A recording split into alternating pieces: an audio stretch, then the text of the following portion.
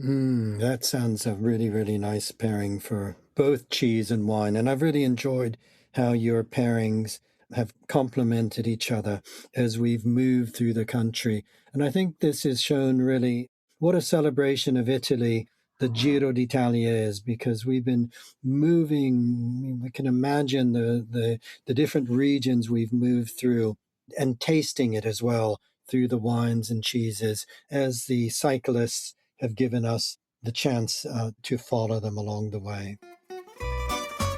Fascinating people with stories to share, fabulous wines and the best local foods to accompany them, and beautiful places to discover and visit. All of this and more on Wine, Food and Travel with me, Marc Millon, on the Italian Wine Podcast. Join me for a new episode every Tuesday. Welcome to Wine, Food and Travel with me, Marc Millon, on Italian Wine Podcast. Today is part 2 of this year's Giro d'Italia special podcast series focusing on the cycling as well as on the cheese and the wine for each tappa. Part 3 will follow next Tuesday in anticipation of the finish in Rome on Sunday, May the 31st. Joining me once again are James MacNay, IWA, and Cinzia Long, certified cheese expert, who will accompany me on this journey and who will share with us their wine and cheese suggestions. James and Cinzia, we left off last week after stage 9, our episodes recorded before the race had actually started. Now we've caught up with the action, which after yesterday's rest day, resumes again today. So let me give a brief recap of what's happened so far. The first 3 days of this year's Giro, which took place in Bulgaria, were not without incident, most notably a huge crash on day 2, which resulted in some riders having to abandon before the race had barely started, which was a particular shame for riders such as Adam Yates of Team UAE Emirates, who was for me one of my outside tips to make the podium. Wet roads and crashes were a feature on the subsequent tappe once the race moved to Italy, where it commenced in Calabria, then moved through Basilicata to Campania. The outright favorite, Jonas Vingegaard of Team Visma Lease Bike, was mainly trying to stay out of trouble, sheltered by his loyal teammate Domestiques, as were the other GC contenders. This meant that there were opportunities for others to nab the glory of a stage win or to wear a jersey. Paul Magnier was the winner of Stage 1, a flat stage, which meant that he was able to don the coveted Maglia Rosa at least for a single day. Though he relinquished it on Stage 2, he still had possession of the Maglia Ciclamino, the points classification jersey for the best sprinter, which he continues to hold as the race moves into Week 2. The pink jersey was next worn by Guillermo Silva of Team Astana for a couple of stages before relinquishing it to Italian Giulio Ciccone of the Little Trek team, but only for a single day. The stage from Paestum around the back flank of Vesuvius to Naples should have been an opportunity for the powerhouse sprinting teams to get their their sprinting train in order to launch their lead rider to hopeful glory. However, the race organizers had made a nasty bend on the cobbles that led into the Piazza del Plebiscito. This, combined with rain, led to more carnage on the road as the big-name principals were taking out with yet another crash. Davide Ballerini, a loyal lead-off man for Team Astana, managed to stay upright, saw the road open up in front of him, and, never expecting to be the victor, managed to hold off the chasing pack to claim the stage win. Meanwhile, in the mayhem of the crash, Alfonso Eulalio of the Bahrain victorious team gained time on Ciccone and was able to nab the Maglia Rosa. The first real test of Week 1 was to come on Stage 9 from Formia in Lazio over the Apennines that finished with a mountaintop summit up the mighty and brutal blockhouse. At last, the race favorite showed his pedigree, supported ably by his climbing specialist teammates, Sepp Kuss and Davide Piganzoli, who led him out and up the climb until the Dane exploded with 5 kilometers still to go, immediately distancing himself from the rest of the field, except for Felix Gall, who finished 12 seconds back, and teammate Piganzoli, who rolled in 34 seconds later. The Maglia Rosa, however, proved himself to be a worthy wearer of the jersey, limiting his losses to just 41 seconds and thus proudly retaining it as he held a lead over Vingegaard of more than 6 minutes. Two more testing stages, 9 and 10, followed over the last days, one from Abruzzo up the Adriatic coast into Le Marche, and then a route across Emilia-Romagna up the Apennines for another hilltop finish that Vingegaard once again won, letting the rest of the field know that he still has much in his legs to give. But the Bahrain victorious rider Eulalio held on tenaciously once again, limiting his losses, thus retained the pink jersey into the first week's rest day. And so this is where we stand right now. The cyclists are well acclimatized to the rigors of a 3-week Grand Tour and are fully into stride, at least those who haven't crashed or are carrying injuries. Today's stage 10 presents an entirely different challenge, an almost entirely flat individual time trial, the race of truth against the clock, where each cyclist sets off on his own at 1-minute intervals and rides flat out entirely solo to record the fastest time on a course that is just 42 kilometers up the Tuscan seaboard from Viareggio to Massa. It will be fascinating to see what happens to the GC, as there are some specialist time trialists itching for this day, like Filippo Ganna of net company Ineos, who will be eager to try and nab this vital stage win. James, there are so many tasty wines from this area, making your task difficult, and I'm eager to hear what cheese Cinzia will suggest. There sure are, Mark. A great wealth of wines to choose from Tuscany. And looking particularly at the seaboard, the coastal area, I'm thinking the northern end, the Massa end of where the race finishes. And I'm looking at the Colli di Luni, which is one of those rare cross-border appellations. And the border in question is the one between Tuscany and Liguria. Here, the dominant grape, the king grape, if you like, is, of course, Vermentino. And this semi-aromatic grape, the best examples, for me at least, come from slightly higher vineyards on steeper slopes, where the full richness of the wine doesn't quite shine through. I find that can be a bit too much, almost a bit cloying when you get all of these rich fruit flavors. So that altitude and the steepness of the slope gives us a nice breeze of acidity that runs through higher altitude Colli di Luni Vermentino. And I'm thinking in particular of the winemaker Bosoni Lune, who have their black label, which I'm a big fan of. Oh, I love that one too. So Tuscany for me is pecorini written all over. So I'm sure that you visited Tuscany, or the majority of people they visited, at least, Florence. Siena is another famous city. And in this case, I chosen the Pecorino di Pienza, which has been aged in barrique, which is, again, another pat cheese, so prodotto agroalimentare tradizionale. And the Pienza is this town in the province of Siena. So we are in the south of Tuscany, which is a very famous area for cheeses. Is well known to produce one of the finest pecorini, so used milk cheeses. And in this case, this pecorino gets aged in the used old wine barrique, so the small barrels. And what they do, the little spaces in between the planks of the barrels, they leave some air just circulating inside. And the pecorino can age slowly and maturing really nicely. So sometimes they do add some vinacce. So they make layers of pecorini plus the skin, the leftover of the wine production. So the pecorino gets all these nice flavors of the wine. It's quite strong, like the Tuscans are. Tuscans are quite direct, and it's just the character, I think, is how they are, and this cheese just show their character, I think. Oh, fascinating. I've never come across, I've had the Pecorino di Pienza, beautiful cheese, but I've never had it with the Vinace and aged in barrique. So I'm imagining if it's Sangiovese Vinace, there'll be a nice red color on the cheeses. It is. It Yeah. is. Yeah. Also, Pienza is not too far from Montepulciano and Montalcino, Yeah. so definitely is going to be the Sangiovese or Prugnolo Gentile, as they would Oh, call it. of course.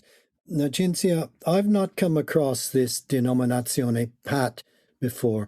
Prodotto agroalimentario tradizionale. Is that correct? Yeah. Yes, prodotto agroalimentare tradizionale. So you would see on a label PAT like you see PDO or IGT?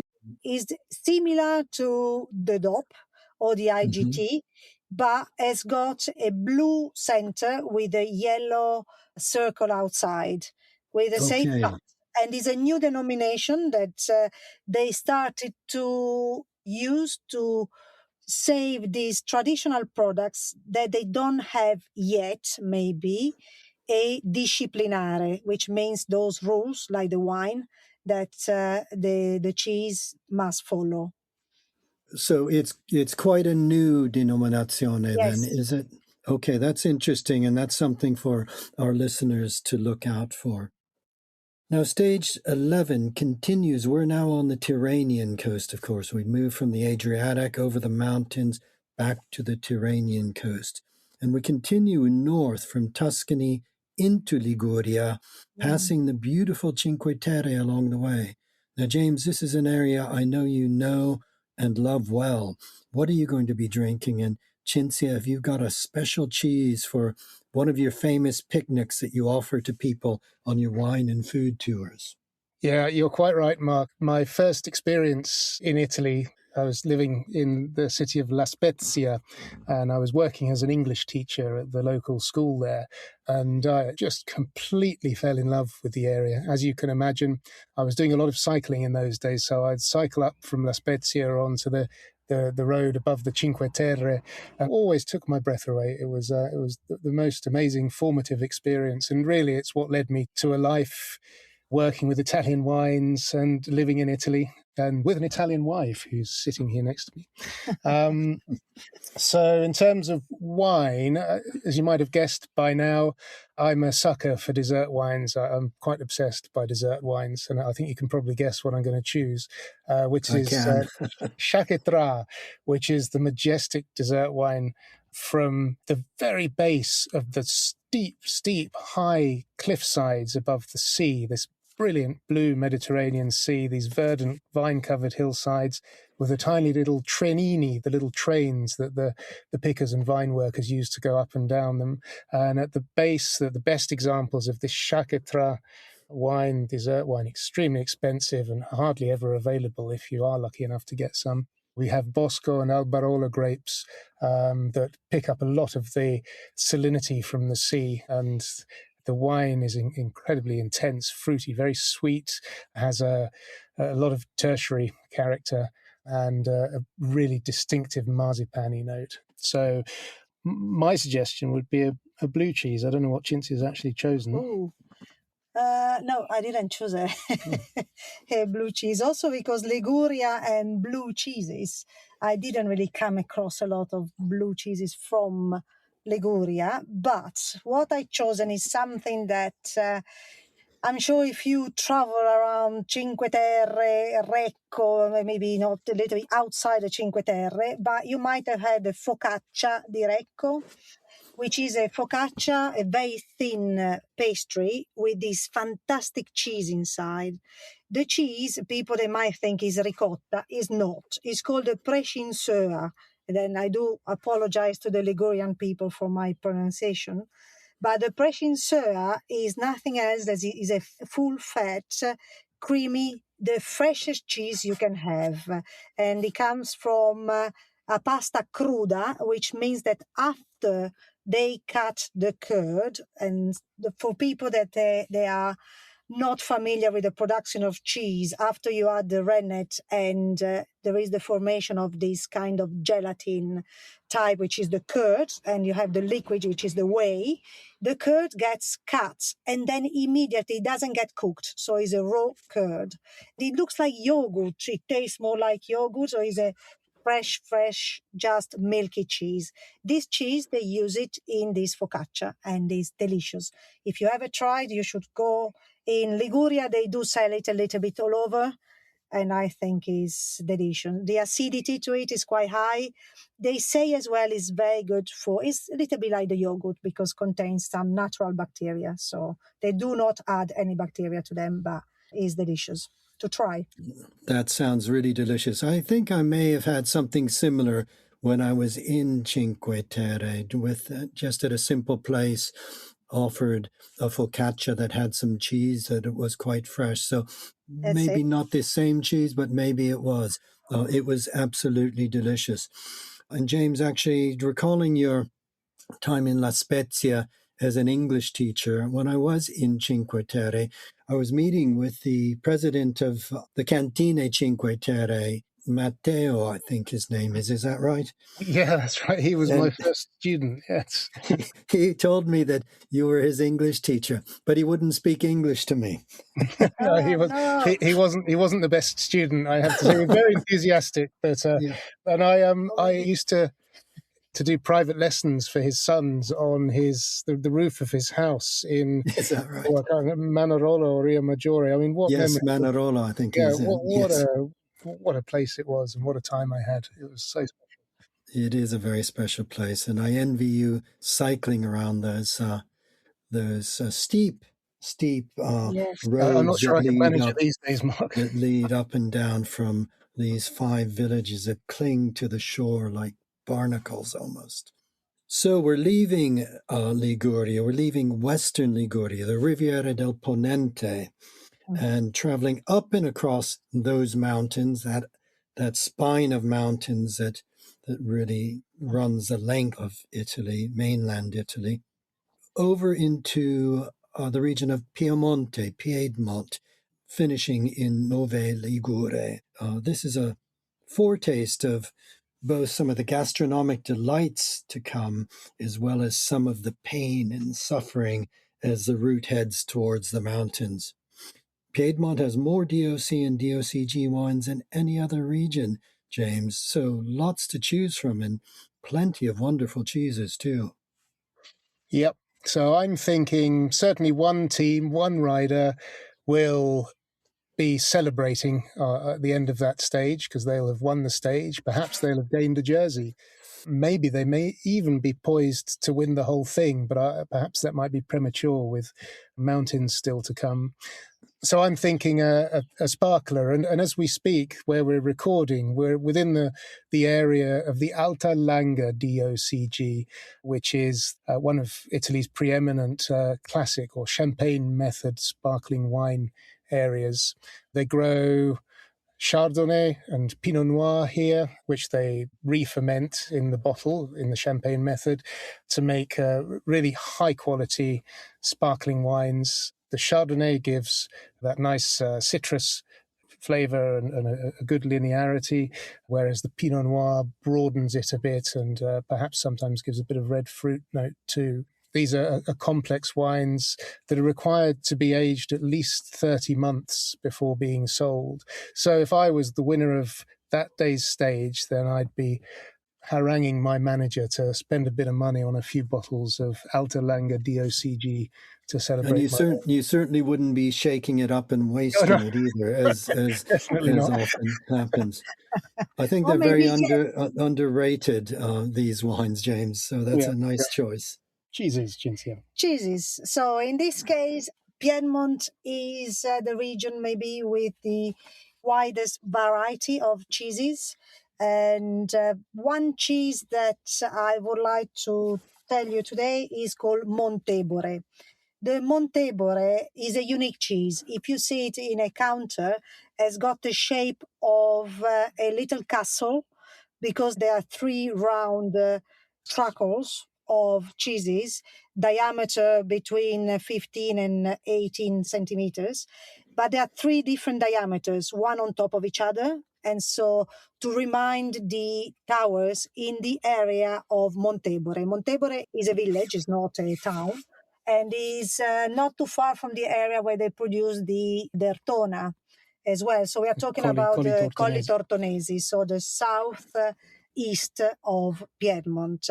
And is a fantastic cheese with is a mixed milk. So you have ewes, cows, and goats. And it was made always traditionally in that shape because it was easier to age it and to dry it quickly. Although there are some tales about, they do remind of these towers in the area, but I think there are more tales than the practicality of it.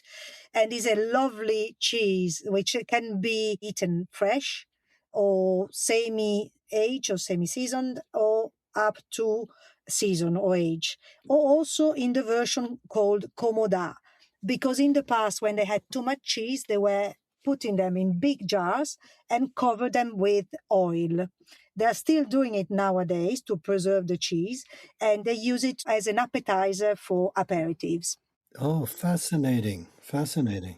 It's a slow food presidia as well, Mark. I don't know if you know. I do know about the slow food presidia when products are being highlighted and protected to safeguard tradition. And that sounds certainly a very important candidate for that accolade. But I think it's an example of how Piedmont, as we know, has such a wealth of wines, but as you say, a huge wealth of cheeses as well. And I know you spend time in Bra, where there is the slow food cheese, which takes place. Is it every other year? Yes, it is. So it was on last year. So unfortunately, they won't be on this year, but next year we'll be there again, and I will be there for sure. Okay, good. Well, with such a wealth of wine and cheese to choose from, it's just as well that stage 13 remains in Piedmont, heading from Alessandria north to the shores of beautiful Lago di Maggiore for a finish at Verbania. What are your suggestions here? So I think, well, you can't come to Piemonte and not drink a glass of, or even a bottle of something made with Nebbiolo. And we're close to the Alto Piemonte growing area, which has a strong influence from the Monte Rosa. And these are high altitude Nebbiolo wines. They're lean and structured, complex. And in their day, they were more important than Barolo and Barbaresco. They had more prestige. There's several sub-appellations within the area. I would probably say, I don't know, a Gemme, so Gheemme, or perhaps a Gattinara. Either of those I absolutely adore, and they're great food wines as well. How about you, Cinzia? So from the south east of Piedmont, I go right to the north of Piedmont. This is not too far from the Swiss border, and I would choose a Bettelmatt. Already the name just sounds a little bit German to me, or not Italian. And the Bettelmatt is another pat cheese, like the Montebore before. So Bettelmatt is a cheese that is produced, is a cow's full fat cow's milk cheese, and is produced only on the high pastures during summertime. And it can be produced only at an altitude over 1,500 meters above sea level, which, if you're thinking in feet, is about 4,500? Is it right? Can you help me, guys? Something like that. Yeah. It sounds close to me. Yes. Mark and I both agree, whatever you say. Yeah. Well, normally I multiply by 3, so it's about 3,000, 4,500 feet, roughly. So it comes from these beautiful high pastures that you can imagine nearby already on the Alpine Arch, so these rich pastures, and you have these fantastic hard cheese. I tasted one during my course, which I still remember it because the flavor is intense. The production is very little. So I do suggest, if you find it, if you see it somewhere, buy it, taste it, and enjoy it. Enjoy with a nice gattinara or gemme, a nice nebbiolo from there, and just is beautiful. Beautiful, beautiful. Okay, that's a lovely suggestion. The cheese, the name again? Betelmat. Can you spell it? Betelmat. Yes, is Bettelmat. Okay, Betelmat. Cinzia, I'm thinking with the altitude that it needs to be produced at, is the transhumanza still carried out in this area where the cows would be taken up to the high pastures just for those summer months to graze on the fresh, unpolluted alpine grasses in the mountains? Yes, this actually, I come from Valle d'Aosta. I grew up in Valle d'Aosta, which is the region on the border with France and Switzerland where the Mont Blanc is. But all along the Alpine Arch, they are still doing this alpicazione because transumanza is normally more with the sheep in the south and central Italy. And alpicazione, yes, it means exactly what you said, which means that they take the cows during the summertime where there are the high pastures. They stop, basically. They go in June, they go maybe at 1,000 meters, and arriving in July and August at 2,000 meters of altitude with their cows. And the breed, normally they are cows breed, that they are smaller in size. So it's not the Frisian, if you want, that they produce a lot of milk. In this case, it's the Razza Bruna Italiana, which is a lovely breed, very fit because they need to climb up the mountains. And they produce less milk, but it's definitely a very high quality milk.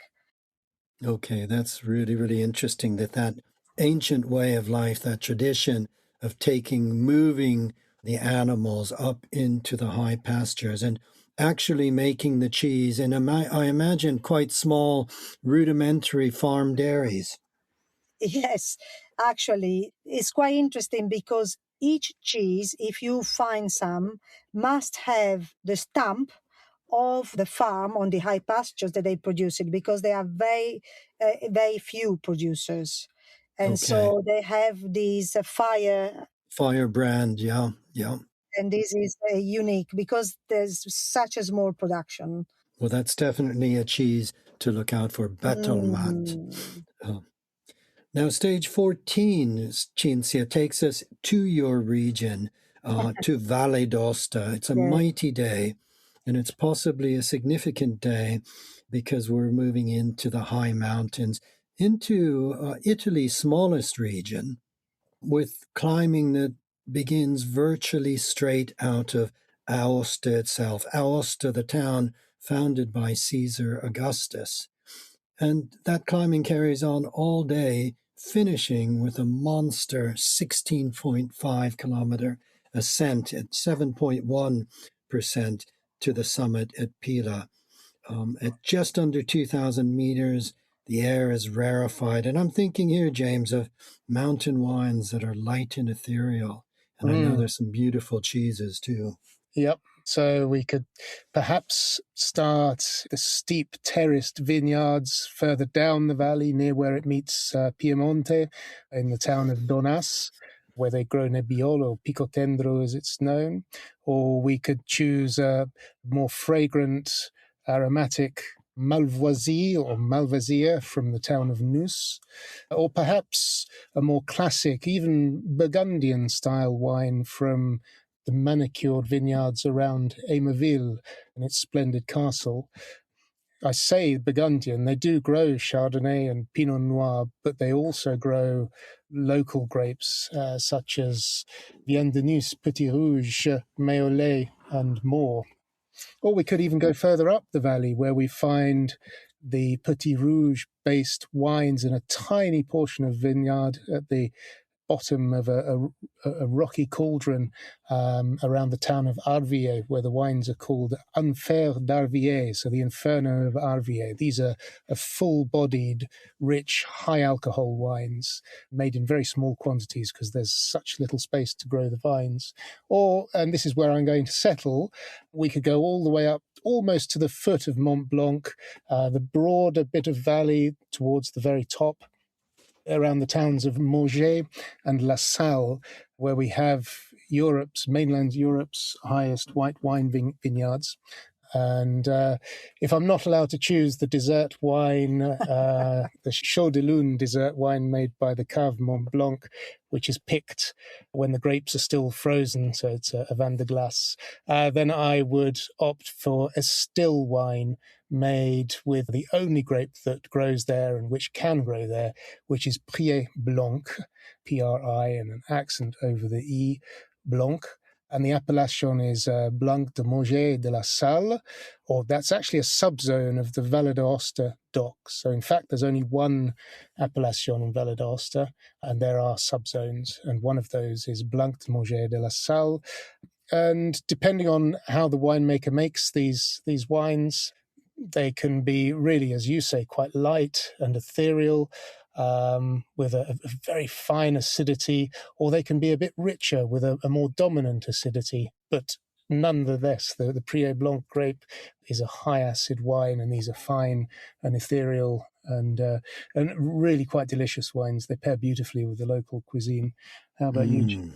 Valle d'Aosta is Fontina.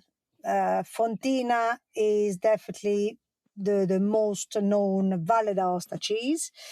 Is the cheese that, when I say we, because I grew up in that region, so we use it in all sorts of dishes, from the polenta concha. I'm sure that you know the polenta, the cooked corn flour. So polenta with the cheese and the butter, all very light dishes. Polenta concha, or otherwise we use it as well to make like a steak, la bistecca alla valdostana, with a slice of ham and the fontina on top. We use it to make a zuppa alla valdostana with some cabbage and some bread and some stock and the fontina again. So fontina is a very known cheese, not to be confused with fontal. The fontal is the cheaper version that can be produced everywhere, whereas fontina can be produced only in Valle d'Aosta. It can be found in 3 different types nowadays. So when you buy fontina, you should look if it can be one, we say fontina DOP, just a general one, means that the milk can come from the dairies at the bottom of the valley. You can have the one from the alpeggi. So the alpeggi is what we were saying before, from the dairies that they are above certain altitude. And this will be just one producer. And this cheese will have a green paper on top saying d'alpeggio. And then you can have as well a lunga stagionatura nowadays, the one with the black paper on top, which means that normally the time of aging is 90 days for the fontina. So in this case, it will be more than 90 days. So you can have a lunga stagionatura, which means that you can have minimum 180 for the age one. So we have quite a long aging. Yes, I've never had a fontina that's been long aged. Cinzia, fontina is also used for the fonduta. Ah, bravo, sì. Yes, I forgot about fonduta, of course. And is that different from a Swiss fondue, or is it quite similar? Well, it's slightly different in a way that, of course, instead of the Swiss cheeses, we use the fontina, mainly the fontina. The fontina normally gets put in milk. So the link basically between the casein gets softer, so it don't have this elasticity. It just melts better. And we do use some wine as well, but not much else, It's a very simple fonduta. A fonduta Valle d'Aosta is basically melted fontina with some white wine and you add some black pepper, and that's it. We don't add any egg at the end normally. Stage 15 then will come something of a relief for all of the cyclists except for those climbers who love the mountains and are probably the ones fighting it out for the Maglia Rosa. Stage 15 is a pretty dead flat stage, beginning in the wine hills of the Oltrepo Pavese, the south side of the Po, and heading north to the region of Lombardy's capital, Milano. It's a chance for the sprinters who are fighting it out for the Maglia Ciclamino to stretch their legs, and perhaps for the GC contenders to just sit back in the peloton and try to stay out of trouble. James and Cinzia, we're back in Lombardy. So what are your suggestions for this large region that has great wine and cheese? Well, I've been a great fan for a long time of the wines of Lugana. So we're on the south side of Lago di Garda, Lake Garda, in the terminal moraine, so the glacial deposits. Lake Garda itself was created by the glacier, and when it retreated, it left the lake. And if you look at a satellite map, then you can see on the south side of the lake this sort of rumpling, like if you push your hand across a blanket or a rug and it leaves the mark when you remove your hand. And that's the hills of Lugana. The grape is Torbiana, and this is a fine, dry, structured wine, lots of flavour. So we go everything from citrus through stone fruits, through, in hotter years, even tropical fruits, a lovely firm body, good alcohol, great as an aperitif, even greater as a food wine. And I wonder what Cinzia is going to choose for her cheese. Right. So I think with the Lugana, I would pair with a very famous Gorgonzola. So Gorgonzola with Parmesan cheese, I think they are the two most known Italian cheeses around the world. And in particular, the most known is definitely the soft one and sweet, so Gorgonzola dolce. But then there is the other version, which is the Gorgonzola piccante, which is the spicy hot one and the hard one. So Gorgonzola is a blue cheese, which means that in the milk at the beginning, with the rennet, they do add as well some spores of Penicillium roqueforti, or more traditionally the Penicillium glaucum, which is another type of spores. What happened, you might know, but to have the blue veins in a cheese, the cheeses, they must be perforated all around. So you need to allow the oxygen to enter into the cheese. This happens as well, for example, in the Stilton or in any blue cheese where you see the veins. And the oxygen does develop these blue veins inside the cheese. If you have the penicillium inside the milk, but you don't perforate the cheese, you will have a white cheese, but with the flavors of a blue cheese. So it won't have any veins if you want the blue veins. So Gorgonzola dolce, we said, is the creamy that you can spread on your bread, or otherwise a nice, hard, spicy one. Maybe I think I would put more the sweet and dolce with the Lugana myself.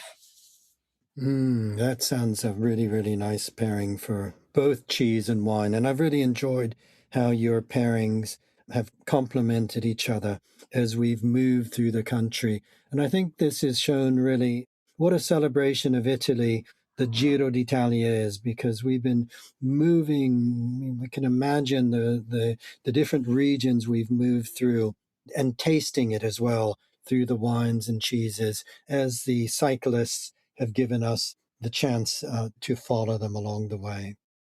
So the teams and their riders will now be grateful for another super well-earned rest day.